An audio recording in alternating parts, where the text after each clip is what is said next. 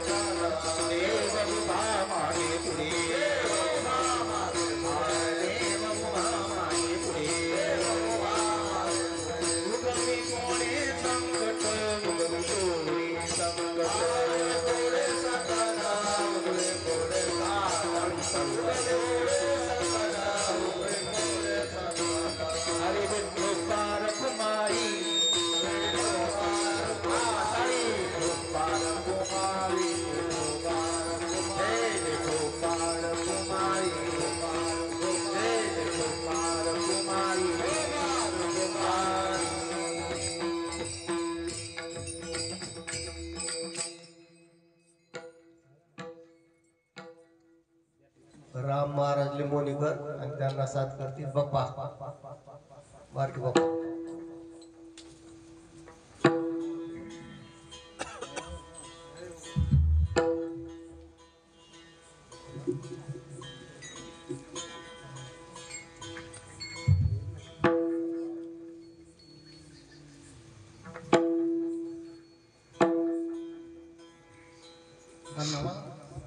का नाही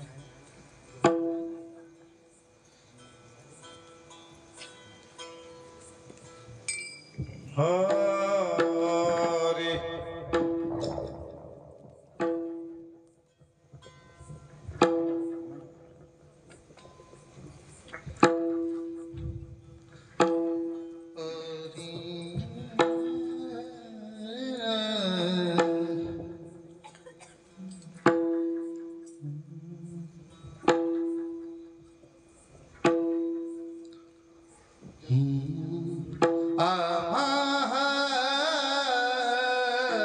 हरीचा दासा आम्हा हरीचा दासा काही आम्हा हरीचा दासा काही आम्हा हरीचा दासा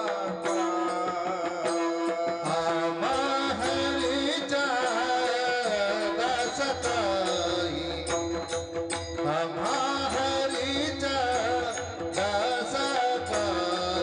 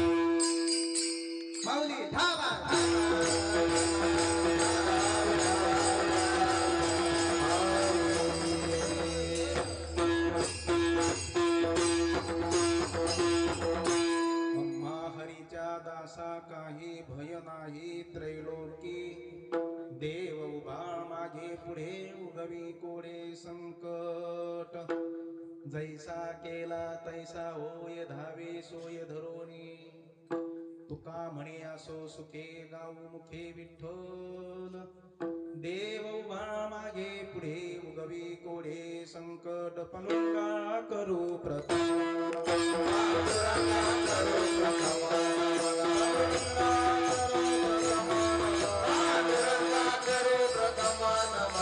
दुसरे चरण संतापिया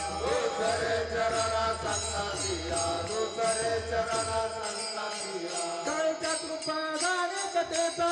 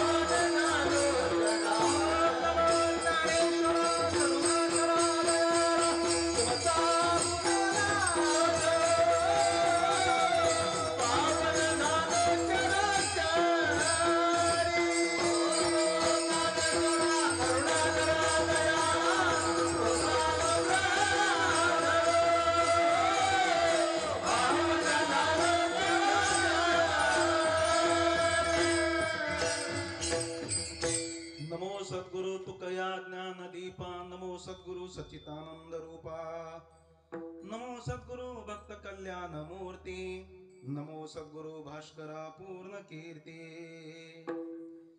लोकाधीरामं रणरंगधीरं राजीव नेत्रं रघुवंशनाथं कारुण्यरूपं करुणाकरन्तं श्रीरामचन्द्रं शरणं प्रपद्ये मनोजवं मारुततुल्यवेगं जितेन्द्रियं बुद्धिमतां वरिष्ठं वातात्मजं वानरयुद्धमुख्यं श्रीरामदूतं शरणं प्रपद्ये शरण शरण एकनाथ शरण शरण एकनाथ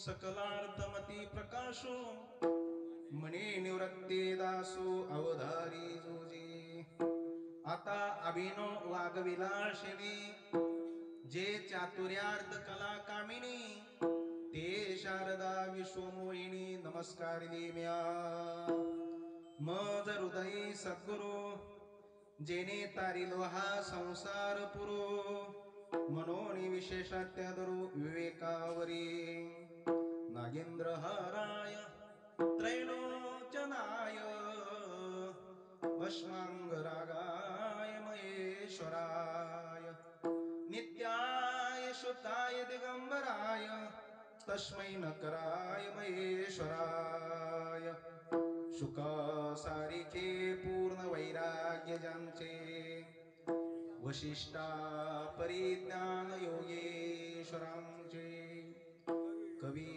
वाल्मिका सारिखा मान्यायसा नमस्कार माझा सद्गुरु रामदासा जय जय रघुवीर समर्थ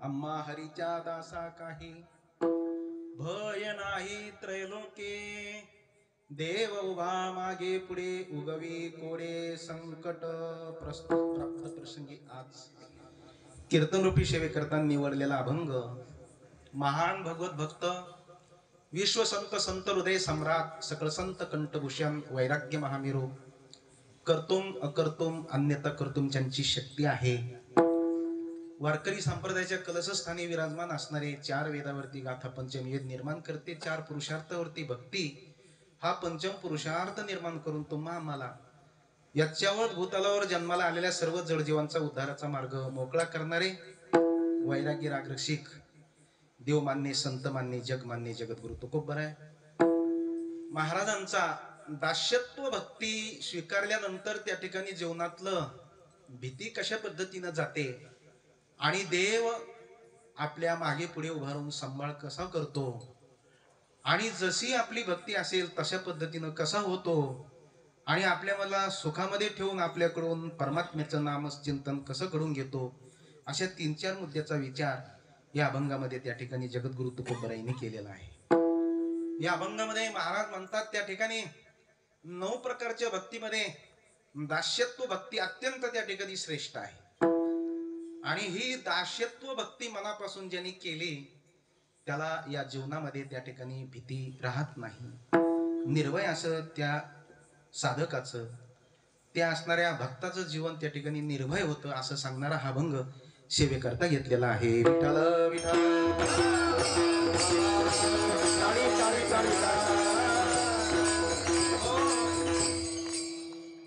अभंगाला सुरुवात करण्यापूर्वी थोडासा परिहार म्हणजे तो असा सालाबाद प्रमाणे आपला अखंड हरिनाम सप्ताह ग्रंथराज ज्ञानेश्वरी पारायण श्रीमद भागवत कथा हरिपाठ गाथा भजन कीर्तन त्या ठिकाणी असणारं जागर वगैरे भरगच्च अशा कार्यक्रमाने भरलेला असा हा कार्यक्रम याही वर्षी सालाबाद प्रमाणे याही वर्षी अगदी सुंदर प्रकारचा सुरू होऊन आजचा दुसरा दिवस आहे आणि दुसऱ्या दिवसाची कीर्तन रूपी सेवा माझ्या पूर्वपुण्याने मला समर्थांच्या समोर त्या ठिकाणी सेवेचा सुयोग समस्त ग्रामस्थ मंडळी भजनी मंडळ सर्व माता मावल्या तरुण मंडळी सर्वांच्या वतीने त्या ठिकाणी माझ्याकडे सेवा आलेली आहे। सेवके सांगितले करावे काम येते होतो पण कामा नये महाराज समर्थांच्या समोरची असणारी ही सेवा आहे त्या ठिकाणी असणारी अत्यंत महत्वाची सेवा आहे आणि म्हणून आजच्या या कीर्तनाकरता उपस्थिती आपल्या गावातील सर्व भजनी मंडळी परिसरातली भजनी मंडळी त्या ठिकाणी आहे। वैष्णव टाळकरी सगळे त्या ठिकाणी आपल्या भागाचं भूषण अण्णा या ठिकाणी उपस्थित आहेत अंगद अण्णा आहेत बाबासाहेब माऊली त्या ठिकाणी असणारे आपले बाबा महाराज सोनटक्के या ठिकाणी उपस्थित आहेत जनार्दन स्वामी सुंदर प्रकारचे त्या ठिकाणी साथ करण्याकरता या ठिकाणी उपस्थित आहेत आपले असणारे त्या ठिकाणी आमचे रामकिसन जिजा मोगरे जाम समर्थ तेही या ठिकाणी टाळ घेऊन उपस्थित आहेत आमचे राम महाराज तेही सुंदर प्रकारची चाल म्हटलेली आहे तेही या ठिकाणी उपस्थित आहेत आमचे त्या ठिकाणी मारुती बाप्पा नळगे तेही या ठिकाणी उपस्थित आहेत विठ्ठल भाऊ तेही टाळ घेऊन उपस्थित आहेत या ठिकाणी माऊली बाबासाहेब माऊली तेही या ठिकाणी टाळ घेऊन उपस्थित आहेत आपले दिलीप महाराज त्याच पद्धतीने ज्यांच्या ज्ञानेश्वरीच्या ओव्या मुखोद्गत आहेत कंठस्थ आहेत असे आपले आप्पा काटे आप्पा या ठिकाणी उपस्थित आहेत आदरणीय सोपन महाराज आहेत प्रेमदास महाराज त्या ठिकाणी आहेत आमचे त्या ठिकाणी भुजंग भाऊ ते म्हटले काय जमत नाही पण दम निघत नाही आहे का नाही कटत नाही आता वयामानाने पण दम निघत नाही म्हणून खुर्चीवर बसतो म्हणले काय हरकत नाही चांगली गोष्ट आहे पूर्वी त्या ठिकाणी खूप भजन केलेली मंडळी वयवृद्ध ज्ञानवृद्ध मंडळी आहेत आमचे पलीकडे त्या ठिकाणी साडू भाऊ आहे का नाही साडू भाऊ म्हैस खुशाली ना आपली. काही दुधाचा वांदुळा नाही आला. शिव आडवी आहे इकडंच येतो प्यायला. मग आमचे हरिभक्त परायण या ठिकाणी प्रल्हाद महाराज. वा, या ठिकाणी सुंदर प्रकारची त्यांची सेवा असते. प्रल्हाद महाराज या ठिकाणी वय झालं तरी पण टाळ घेऊन उपस्थित आहेत. आपल्या हाडाचे वारकरी आहेत आसनगाव म्हणजे त्या ठिकाणी. आणि समोर बसलेले सर्जेराव महाराज ज्यांची खूप त्या ठिकाणी असणारी सेवा आहे आदरणीय वंदनीय. आणि तुम्ही सगळे आसनगावस्थ त्या ठिकाणी असणारे वयवृद्ध, ज्ञानवृद्ध, तपवृद्ध, माझ्या समोर बसलेले भाविक मंडळी सगळे सुंदर सर्वजण तुम्ही आहेत.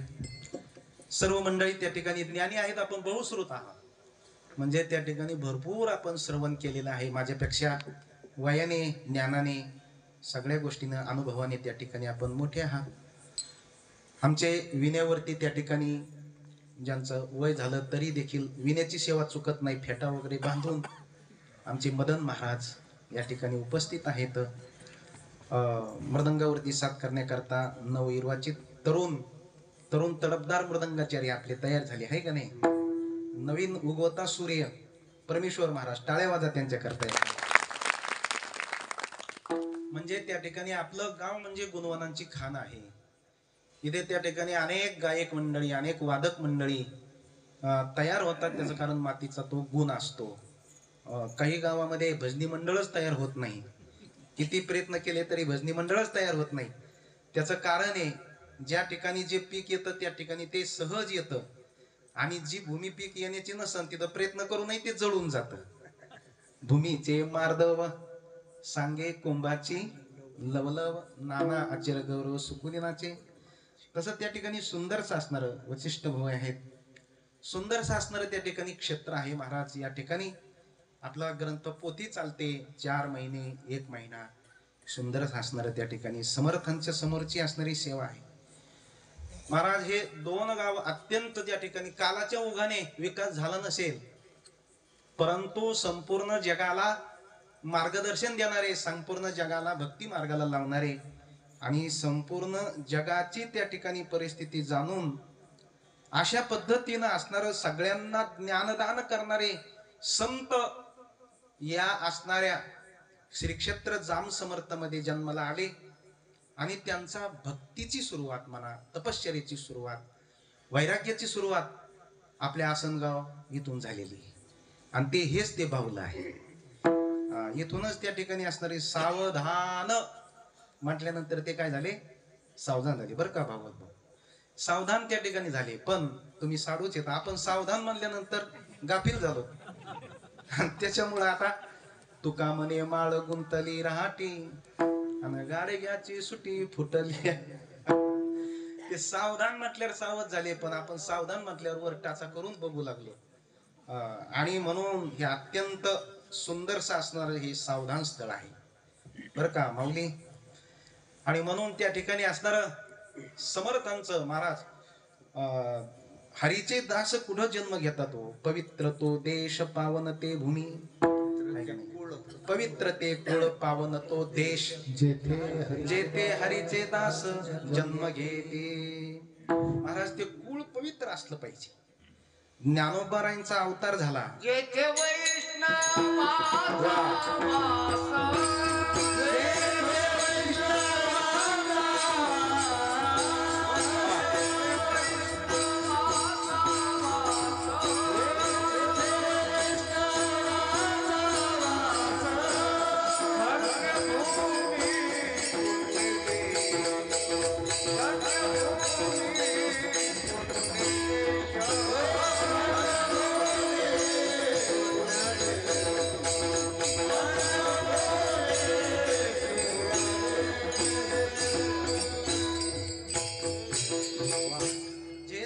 वैष्णवाचा वास, धन्य भूमी पिके पुण्य देश.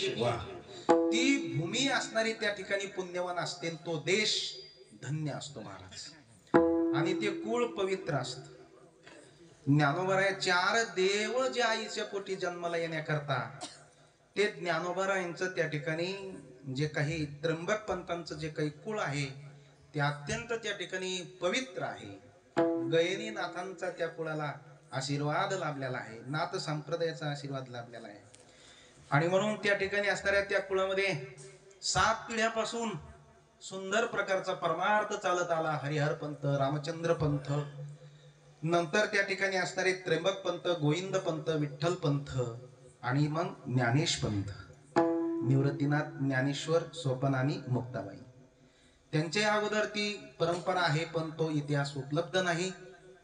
आणि म्हणून जगद्गुरु तुकोबारायांचीही त्या ठिकाणी तुकोबारायांसारखे महान जगद्गुरु संत त्या ठिकाणी जन्माला येण्याकरता 7 पिढ्यांच्या अगोदर त्या ठिकाणी पुण्य आहे. विश्वंभर बाबा पासून त्या ठिकाणी हरी, विश्वंभर बाबा, मुकुंदा, त्या ठिकाणी असणारे असे भोलोबा पंत आणि भोलोबा पासून त्या ठिकाणी तुकोबारायांचा अवतार आहे.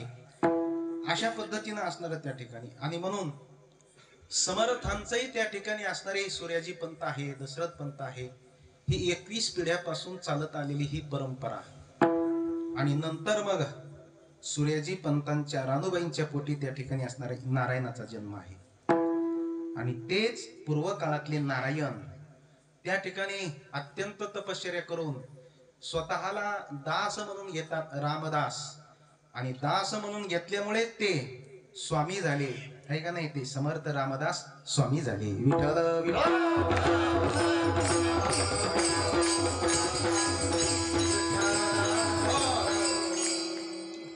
महाराज धन्य तुकोबा समर्थ जेणे केला हा पुरुषार्थ. तुकोबारायांना समर्थ म्हटलेले आहेत. समर्थ कुणाला म्हटले जाते? ज्यांनी कर्तुम अन्यथा कर्तुम अकर्तुम ज्यांच्याकडे शक्ती आहे ना त्यांना समर्थ म्हटले जाते. समर्थाचे घरी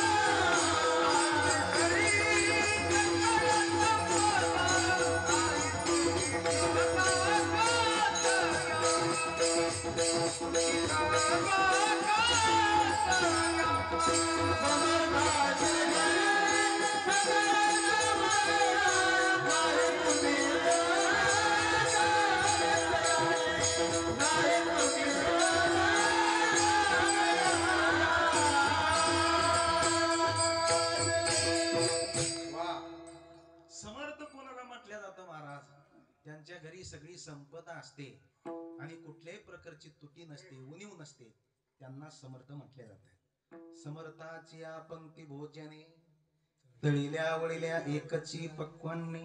महाराज जे समर्थ असतात ना त्यांच्या पंक्ती भोजनामध्ये भेदभाव नसतो. सगळ्यांना त्या ठिकाणी एकच त्या ठिकाणी मुक्तीची गवांडी मिळविली मांदी वैष्णवांची. ज्ञानोबारायांना समर्थ म्हटलेलं आहे. म्हणून आपल्या संस्थेला नाव ज्ञानाई समर्थ. ज्ञानाई म्हणजेच सगळ्या जगाची आई ज्ञानेश्वर महाराज. तिला आई म्हटलेलं आहे ज्ञानेश्वर महाराजांना, म्हणून ते समर्थ येतं. तुकोबाराय का समर्थ येतं? राधेला पाहून बोलले हरी बैल दुतो नंदा घरी. महाराज श्रीकृष्ण परमात्म्याने राधेला पाहिल्यानंतर बोलून गेले आणि बैला खालीच दूध काढायला बसले. तेव्हा यशोदा म्हणते कृष्णा अरे तो बैल आहे. तेव्हा आपली चूक, ही चूक दाखवू द्यायची नाही. म्हटले नाही नाही ही गायच आहे. मग काढ बरं दूध. तर खरंच बैलाचंच दूध काढलं. महाराज त्यांनी बैलाचं दूध काढलं. पण तुकोबाराया ज्या वेळेस वैकुंठाहून भागीरथीबाईला भेटण्याकरता आले त्यांच्या मोठ्या मुलीला, कारण भागीरथीबाई येलदरी गावाला दिली होती, न सांगता महाराज निघून गेले. भागीरथीने धावा केला, बाबा गेले कोण्या गावात, भागीरथी करी धावा. भागीरथीसाठी आले आणि म्हटले काहीतरी आता आल्यानंतर भागीरथी म्हणू लागली काहीतरी खाऊन जा. मग लवकर होणारा पदार्थ कोणता आहे? हा शेवया बरोबर आहे, बटुळ्याचा भात म्हणतो आपण. त्या ठिकाणी त्या शेवया टाकल्या, परंतु ह्या शेवया त्याला बटुळ्याचा भात त्याला दूध असल्याशिवाय व्यवस्थित त्या खाता येत नाही. नाहीतर मग काय होतं आहे का नाही, त्या चिटकून बसतात त्या झाडाला. आणि मग दूध आणण्याकरता भागीरथीबाई येलदरी गावात सगळीकडे फिरल्या, परंतु रिकामा तांब्या घेऊन आल्या. दूध भेटलं नाही बाबा. बरं ठीक आहे, मी आणतो. बाबा पण गाई सगळ्या शेतात गेलेल्या. महादेवाचं मंदिर होतं इलेश्वराचं, आणि दगडाचा नंदी होता समोर त्या ठिकाणी. तुकोबराय म्हणले बाबा गाई तर चरायला गेल्या, आणि नंदी व तुम्हीच आता दूध द्या. आमच्या कृष्णाने नाही का जिवंत बैलाचं दूध काढलं, तुम्ही आता दूध द्या. आणि तो दगडाचा नंदी उठला आणि त्यांनी दूध दिलं, म्हणून तुकोबरायांना त्या ठिकाणी समर्थ म्हटलेलं आहे. विठ्ठल विठ्ठल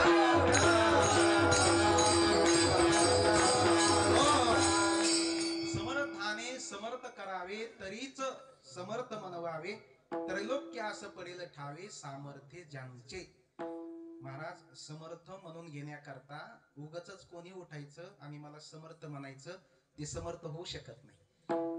समर्थ होण्याकरता त्रैलोक्याला सामर्थ्य कळालं पाहिजे, तरच त्या ठिकाणी ते समर्थ होऊ शकतात. संत हे सगळेच त्या ठिकाणी समर्थ असतात.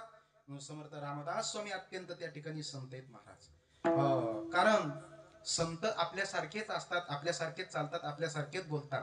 पश्यन श्रवण स्पर्शन जिग्रन नशनन गच्छन स्वपन श्वसन प्रलपन गीतेमध्ये सांगितलेलं आहे. त्यांचं श्वासोश्वास, चालणं, बोलणं, खाणं पिणं हे ते जरी आपल्यासारखे जरी असले तरी पण ते वर्तत दिसते देही, परी ते देही ना माझ्या ठाई. मी तयाचे हृदयी समग्र असे त्यांना संत म्हणतात. ते जरी देहाने आपल्यासारखे दिसत असले, परंतु त्यांचा अलौकिक अनुभव काही आगळा वेगळा असतो. लौकिक अनुभव तुमचा, आमचा आणि संतांचा एकच असतो. आम्ही गुळाचा खडा खाल्ल्यानंतर गोड लागतो, आणि संतांनी खाल्ल्यानंतरही गोड लागतो. आम्ही लिंबाचा पाला खाल्ला कडू लागतो, आणि त्यांनाही कडू लागतो. लौकिक संसाराचा अनुभव सारखाच आहे. तुमच्या आमच्या बी बायका कधी कधी बोलतात माघारी, आणि त्याच्याही बोलल्या आहे का नाही. तू बरोबर आहे तर म्हणले आहे का नाही, बरे झाले देवा बाईल कर्कशा. महाराज नाथ महाराजाचा भरला संसार होता. गिरजाबाई मनासारख्या वागत होत्या, पण हरिपंडित जरा विरोध करीत होता. संसाराचा तुमचा आमचा आणि संतांचा अनुभव सारखा आहे, परंतु परमार्थाचा, भक्तीचा, अलौकिक अनुभव त्या ठिकाणी काही वेगळा आहे. म्हणून संत जरी माणसासारखे दिसत असले, परंतु त्यांना माणूस म्हणता येत नाही. जशा पृथ्वीच्या पोटी हिरा गारगोटी आणि दोईशी समाधी लेखू नये. पृथ्वीच्या पोटीच त्या ठिकाणी हिरा आणि गारगोटी असते, परंतु हिरा आणि गारगोटी दोन्ही जरी दिसायला सारखे असले, परंतु हिऱ्याची किंमत हिरा आहे आणि गारगोटी म्हणजे गारगोटी त्या ठिकाणी आहे. असं म्हटलेलं आहे. हंस शुक्लो बक शुक्लो को भेदो हंस हंसा. हंसही पांढरा आहे, बगळाही पांढरा आहे, दोन्ही दिसती सारखी, वर मजाने तो पारखी. दोन्ही जरी दिसायला सारखे असले, परंतु जर ओळखायचे असले तर दूध मिश्रित पाणी जर हंसाच्या पुढे ठेवलं तर हंस त्या ठिकाणी दूध पितो आणि पाणी तसाच ठेवतो, आणि जर बगळ्याच्या पुढे ठेवलं तर सरसगटच पितो. तेव्हा समजून घ्यायचं की हा पाण्यातले किडे खाणारा बगळा आणि हा दूध पिणारा हंस आहे. दिसायला सारखे, परंतु त्यांच्या कृतीनं, त्यांच्या अनुभवाने, त्यांच्या ज्ञानाने मात्र ते वेगळे येतं. राजहंसा पुढे क्या बात है. वा, राजहंसा पुढे का चाचूचे आगडे. म्हणजे राजहंस हा त्या ठिकाणी असणारा क्षीरनीर, म्हणजे दूध आणि पाणी जरी असलं तरी तो दूधच पिणार, पाणी पिणार नाही.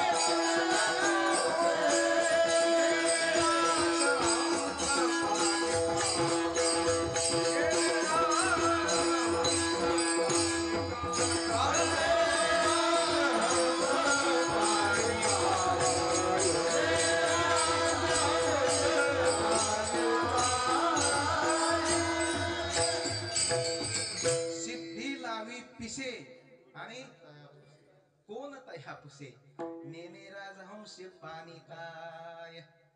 महाराज सिद्धी रिद्धी सिद्धीला कोण विचारते? जे खरे संत आहेत ना ते रिद्धी सिद्धीला विचारत नाही.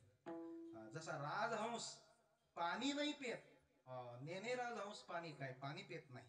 चातक पक्षी कितीही तहान लागली तरी तो इकडचं तिकडचं कोणतंही पाणी पेत नाही, फक्त पेतो तो ढगातून आलेल्या पावसाचंच पाणी पेतो तो. तसं संत या जगामध्ये जगत असताना फक्त आत्मलाभाच्या सुखामध्ये मग्न असतात. विषय सुख मात्र त्या ठिकाणी ते विषय सुखाचा त्याग करतात. नाही, त्यांच्या दृष्टीनं विषय सुख याला ते सुखच म्हणायला तयार होत नाही. जो आत्मलाभासारखे गोमटे काहीच न देखे म्हणून भोग विषयके हरिखे जना. म्हणून संत आणि माणसं जरी सारखे दिसत असले परंतु त्यांना संत त्या ठिकाणी माणसं म्हणता येत नाही. समुद्र नदी नव्हे पैगा पाषाण मनो नये लिंगा. संत नव्हती जगा मानसा त्या सारिखे. समुद्राला नदी म्हणता येत नाही, लिंगाला पाषाण म्हणता येत नाही. त्या असणाऱ्या महादेवाच्या समोर किंवा त्या असणाऱ्या लिंगाच्या समोर भगवान शंकराच्या समोर जो काही नंदी आहे त्याला ढोर म्हणता येत नाही. महाराज ढोर म्हणू नये.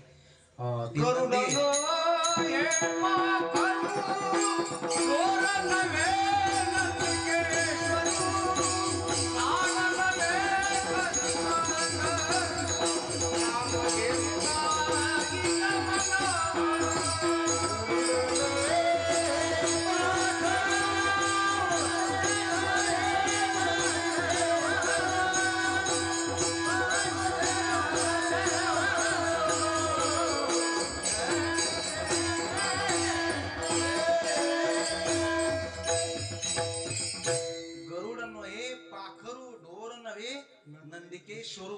पुढे झाड नव्हे कल्पतरू. वा, कल्पतरूला झाड म्हणता येत नाही. कामधेनू गाय न म्हणावी. कामधेनूला सामान्य गाय म्हणता येत नाही.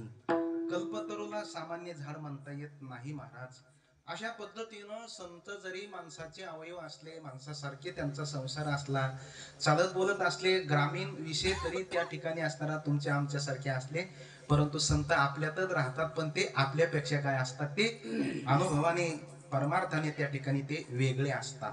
नाही, किंदूरचे कानोबा पाठकांची कीर्ती ऐकून काशीचे पंडित आले आणि आल्यानंतर पुढे संत म्हटल्यानंतर घर दाखवलं. म्हणजे तुळशी वृंदावन घर ते जा म्हटले. तिथं बसल्यानंतर कानोबा पाठकांचे ते नातू होते. भलते मोठा खटला होता त्यांचा, कुटुंब मोठं होतं. भलते नातू 9-10 नातू. कोणी मांडीवर खेळतय, कोणी खांद्यावर बसले, कोणी डोक्यावर बसले, कोणी दाढी चोळतय. त्या ठिकाणी कोणाचं ते शेंबूड काढतात, कोणाचं नाक पुसतात, कोणाचं काय. आणि त्या काशीचे आलेल्या पंडितांनी पाहिलं. म्हणले कानोबा पाठक कुठते? म्हणले हेच ते म्हणले तुम्ही कानोबा पाठक? म्हणले हो. ते संत? म्हणले हो, मला म्हणतात. अरे अरे अरे, ते काशीचे पंडित त्या ठिकाणी असणारे म्हणले सीन थकवा आला मला, तुमची कीर्ती ऐकून आलो. आणि काय तुम्ही संत म्हटले? मला वाटलं समाधी लावलेली असन, शिष्य पुढे बसलेले असतील. तुम्ही तर ह्या चिंड्र बिंड्रे लेकराचं कोणी शेंबूड काढतात, कोणाला काय मांडीवर किंवा खेळतात. अरे अरे, जातो म्हटले माग.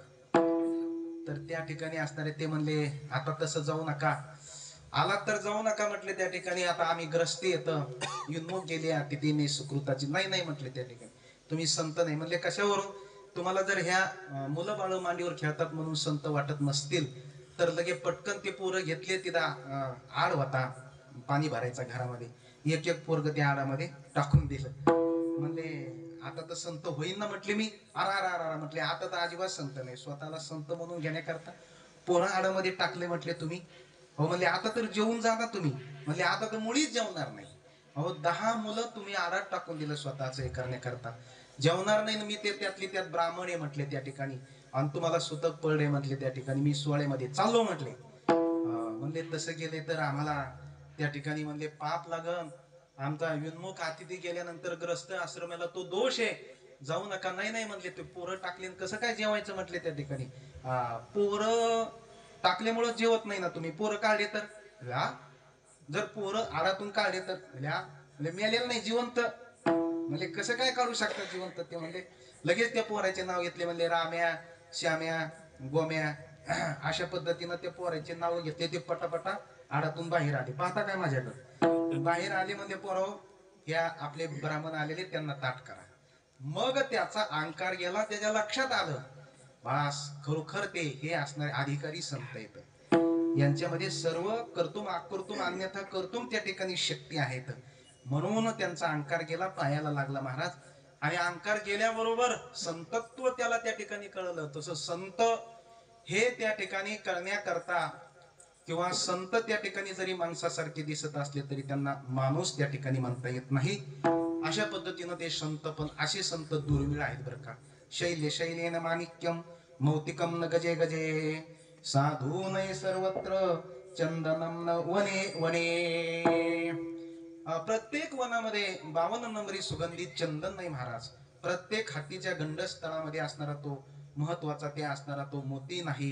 प्रत्येक शिंपलीमध्ये असणारा तो त्या ठिकाणी असणारे ते चांदी मोती तयार होत नाही. आणि म्हणून साधू अशा पद्धतीनं साधू सगळीकडे तो साधू भेटू शकत नाही. साधूंचं लक्षण सांगितलेलं आहे गीतेमध्ये. साधूंचं लक्षण सांगत असताना साधू हे अभयम असतात. जे संत असतात ना त्यांच्या ठिकाणी भीती नसती आणि जीव हा भीतीग्रस्त त्या ठिकाणी असतो. विठ्ठल विठ्ठल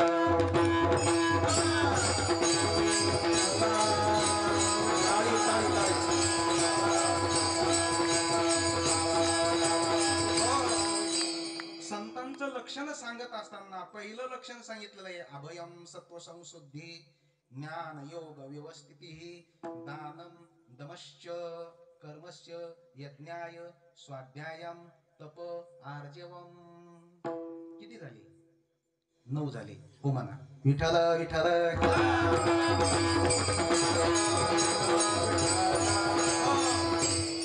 अभयम त्यांच्या ठिकाणी पहिलं जे काही संतांचं लक्षण ग्रंथराज ज्ञानेश्वरीच्या 13व्या अध्यायामध्ये सांगितलेलं आहे अभयपणा.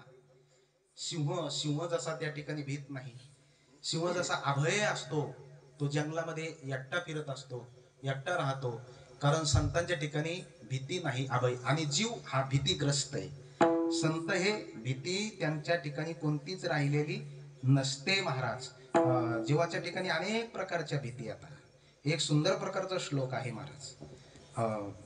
भोगे रोग भयम कुले चिती भयम माने दैन्य भयम विते नृपालाद भयम रूपे जरायाम भयम कायम कृतांतात भयम.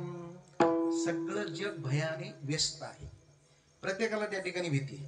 भोगी माणसाला रोग होण्याची भीती आहे. त्या ठिकाणी कुलवान माणसाला कुलभ्रष्ट होण्याची भीती आहे. पैशावाल्या माणसाला धाड पडण्याची भीती आहे महाराज. ईडी लागण्याची भीती आहे. सरकारची धाड किंवा चोराची भीती आहे. रूपे जराया भयम. रूपवानाला म्हातारपणाची भीती आहे. विद्वानाला त्या ठिकाणी असणाऱ्या प्रतिस्पर्धी विद्वानाची त्या ठिकाणी भीती आहे.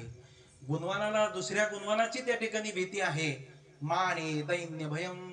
मानात जीवन जगणाऱ्याला अपमानाची भीती आहे. मानात जीवन जगतो पण कधी अपमान होईल त्या ठिकाणी सांगता येत नाही. मानी माणसाला अपमान झाल्यानंतर मरणापेक्षाही त्या ठिकाणी त्याला वाईट वाटतंय. अपकीर्ती आणि काया कृतांतात भयम म्हणजे सगळ्याला त्या ठिकाणी असणारी काळाची भीती. सगळे भीतीग्रस्त आहेत. भोगे रोग भयम. महाराज जेवढा भोग घेतला रोग होण्याची शक्यता आहे. त्या ठिकाणी काकड्याच्या अभंगामध्ये भूपळीमध्ये सांगितलेलं आहे भोगे रोग जोडून दिले आणि का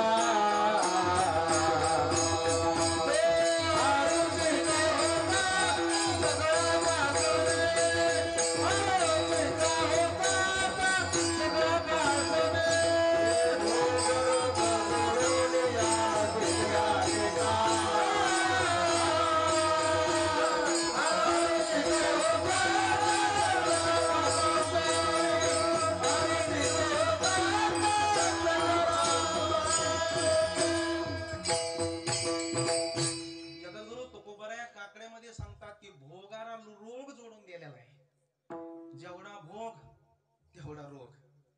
जर मनुष्य जास्त भोगी असन, समर्थ रामदास स्वामी म्हणतात अति काम त्या दैन्यवाना. जर काम त्या ठिकाणी त्याच्या ठिकाणी काम अति असन ना तर तो दैन्यवाना असतो, तो दरिद्री त्या ठिकाणी असतो. म्हणून भोगाला रोगाची भीती आहे महाराज. आमचे वारकरी दिंडीमध्ये चालत असताना एखाद्या श्रीमंताच्या घरी पंगत असते आणि त्या श्रीमंताने वारकऱ्यासाठी सुंदर प्रकारचे गुलाबजाम केलेले असतात माऊली. आणि मग हे वारकरी दिवसभर चालत असते आलेले असतात, भूक लागलेली असते. आणि मग एक एक वारकरी किती किती गुलाबजाम खाईल बघू. बर ठीक आहे, 60 60 गुलाबजाम एक एक वारकरी खातो. त्याचं कारण आहे, वारी करतो, चालतो, घाम निघतो, हाय का नाही. अशा पद्धतीचा ते रोग राहत नाही शरीरामध्ये. भजन केलं की सगळे रोग पळून जातात महाराज. आणि मग त्यांच्याच शेजारी तो श्रीमंत घरचा माणूस एक अति त्या ठिकाणी असणाऱ्या वारकऱ्याच्या पंक्तीला बसतो. पण त्याचं ताट वेगळं केलेलं असतं घरच्याने. त्याच्या ताटामध्ये काय असतं स्वामी? ताक असतं आणि ज्वारीची भाकर असते.